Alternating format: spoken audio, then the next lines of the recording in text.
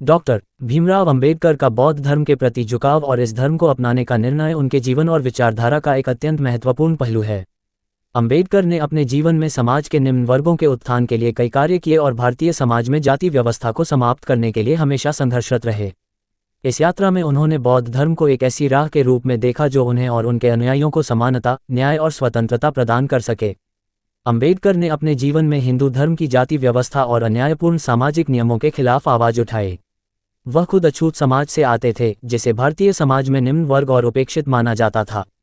इस समाज के लोगों को अन्य जातियों से निम्न स्तर का समझा जाता था और उन्हें सामाजिक, आर्थिक और धार्मिक सभी स्तरों पर भेदभाव का सामना करना पड़ता था। अंबेडकर का मानना था कि हिंदू धर्म की जाति व्यवस्था में बदलाव संभव नहीं है क्योंकि यह धर्म के मूल सिद्धांतों में गहराई से समाहित है।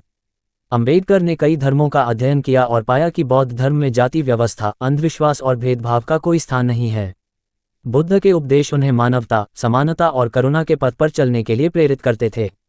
बौद्ध धर्म में अंबेडकर ने वह दर्शन और शिक्षा पाई जो समानता और स्वतंत्रता का समर्थन करती है। उन्होंने बुद्ध के विचारों को भारतीय समाज के परिवर्तन और दलित वर्गों के उत्थान के लिए अत्यंत उपयुक्त पाया। डॉक्टर अंबेडकर का बौद्ध धर्म की ओर झुकाव उनके जीवन के अंतिम वर्षों में और भी अधिक दृढ़ हो गया। उन्होंने 14 अक्टूबर 1956 को नागपुर में एक विशाल जनसमूह के साथ बौद्ध धर्म स्वीकार किया, जिसमें लाखों अनुयायियों ने उनके साथ बौद्ध धर्म अपनाया।